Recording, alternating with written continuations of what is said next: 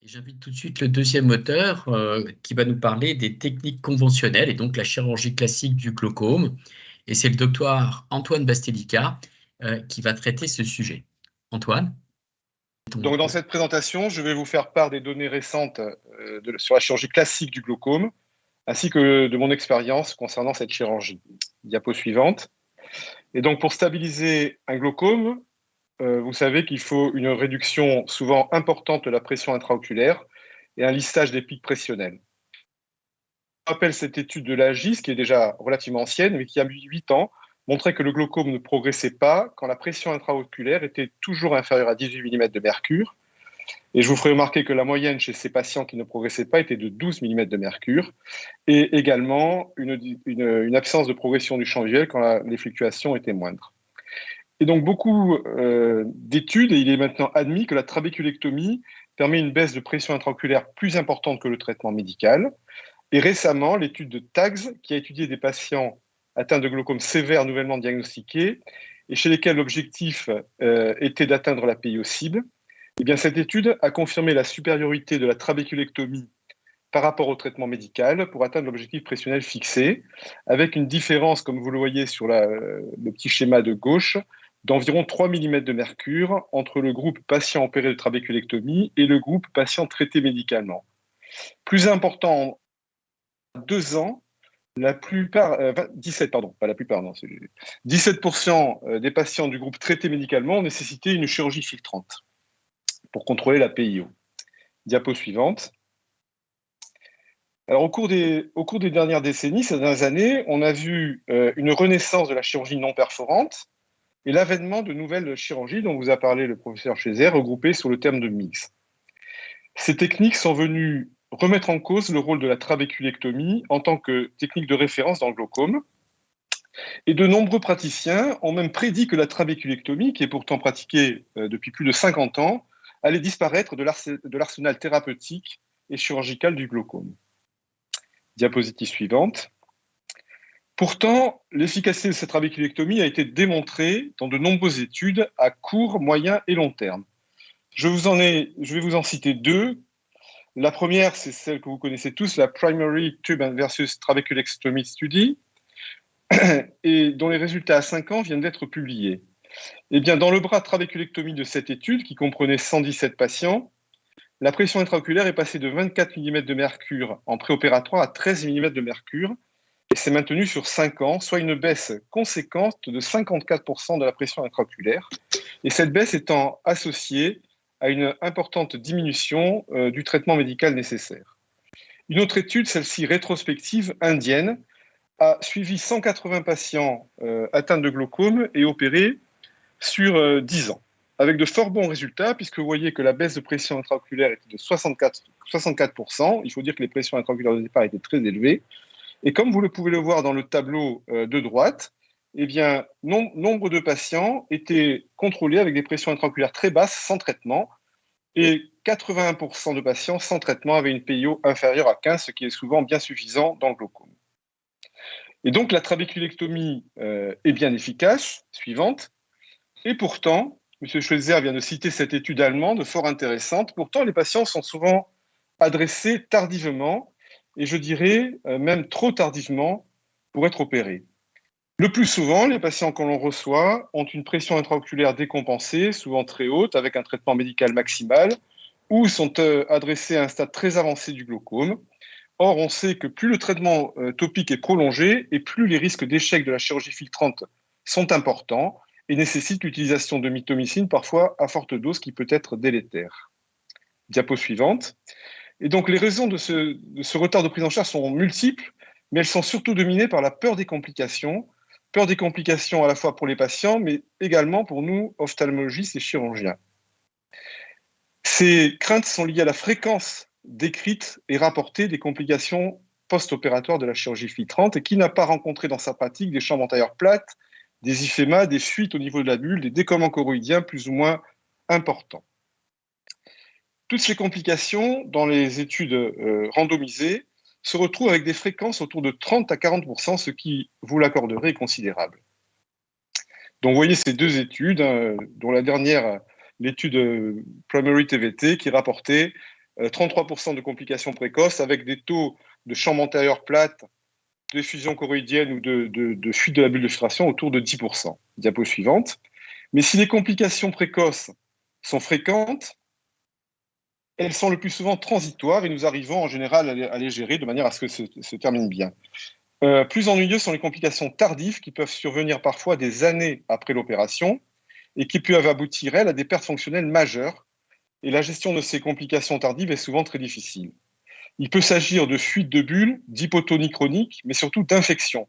Les infections, on les craint tous, ce sont la blébite, mais surtout la redoutable endophthalmie dont le pronostic, et malgré la progression de l'antibiothérapie, est toujours très sombre. Ces complications ne sont malheureusement pas rares et leur fréquence a augmenté avec l'introduction de la mitomycine comme adjuvant de la chirurgie. Et elles sont liées à la présence d'une bulle de filtration de mauvaise qualité, souvent antérieure, à parois fines et poreuses. Et même si l'utilisation de doses plus faibles de mitomycine a été bénéfique, le risque d'endophthalmie associé à la chirurgie filtrante persiste et est relativement constant. Dans les deux grandes études que je vous propose ici, la CIGIS et l'OLMES, le taux de complications tardives était autour de 10%, ce qui est encore conséquent, avec des taux d'endophthalmie autour de 1% à 7 ans et une probabilité calculée d'endophthalmie sur 20 ans de 5%. Diapositive suivante.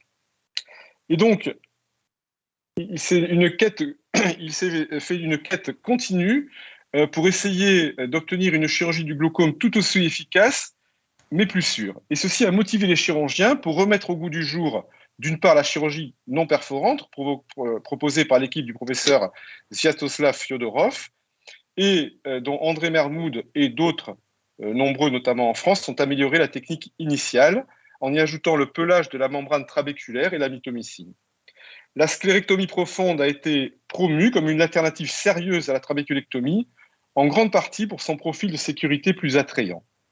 La deuxième stratégie, et on doit rendre hommage au professeur Penko et à l'équipe du Moorfield de Londres, a été d'essayer d'améliorer la technique de la trabéculectomie, ce que nous verrons par la suite dans ma présentation. Diapo suivante. Et donc la sclérectomie profonde a été développée, comme je vous l'ai dit, dans le premier but de rendre la chirurgie filtrante plus sûre en évitant l'ouverture du globe oculaire. Effectivement, si, comme vous le voyez, on compare les taux de complications dans cette étude de l'équipe de Mermoud, les complications précoces sont beaucoup moindres que les complications dans la trabéculectomie, avec aucune chambre antérieure étroite constatée dans cette étude et 3 fois moins d'hypotonie. Les autres avantages de la chirurgie filtrante sont essentiellement la récupération visuelle rapide et le peu de contraintes post-opératoires. Suivant. Mais en revanche, cette technique a des inconvénients. En premier lieu, il faut citer la difficulté chirurgicale avec une longue et frustrante courbe d'apprentissage, à mon avis. Et la perforation n'est pas rare, même pour des chirurgiens expérimentés. Et c'est sans doute ce qui en a limité la diffusion. Le deuxième inconvénient est la nécessité fréquente de pratiquer une gonioponcture à plus ou moins long terme, qui va transformer cette chirurgie non perforante en chirurgie perforante, dont les résultats sont moins prévisibles. Enfin, même si les complications précoces sont beaucoup plus rares, il n'en est pas de même des complications tardives. L'incarcération irienne peut entraîner une remontée pressionnelle, mais surtout, hypotonie et endophthalmie sont toujours possibles. De toute façon, à partir du moment où on a généré une bulle de filtration, ces complications demeurent possibles. Diapo suivante. D'un autre côté, donc à côté de cette chirurgie non perforante, Penko ont développé le système M3S pour Moorfield Safe Surgery System, qui a un triple objectif. Primo, atteindre une PIO cible basse, idéalement autour de 10 mm de mercure. Deuxio, éviter les complications précoces, en particulier les fuites, l'hypotonie et les chambres antérieures plates. Et tertio, diminuer le risque de complications tardives en prévenant la forme de bulle de filtration de mauvaise qualité, antérieure, kystique, à parois fines et poreuses. Pour cela, il faut d'une part pouvoir contrôler la pression intraoculaire dans la période post-opératoire immédiate afin d'éviter l'hypotonie, et d'autre part, aboutir à une bulle de filtration étalée et postérieure. Diapo suivante. Je vous rappelle rapidement les différentes étapes de cette chirurgie. Lambeau-conjonctival à charnière au fornix, grand volet rectangulaire recouvrant l'ostium qui lui est de petite taille, suture du volet scléral relâchable, fermeture très étanche de la conjonctive et utilisation de mitomycine à faible dose et sur une large surface postérieure. Diapo suivante. Allez-y. Donc, le plus important, c'est l'introduction. La vidéo ne démarre pas. Il faudrait peut-être cliquer à nouveau, s'il vous plaît. Voilà. L'introduction des sutures sclérales relâchables a été une avancée majeure dans la prévention et je pratique cette technique maintenant depuis plusieurs années.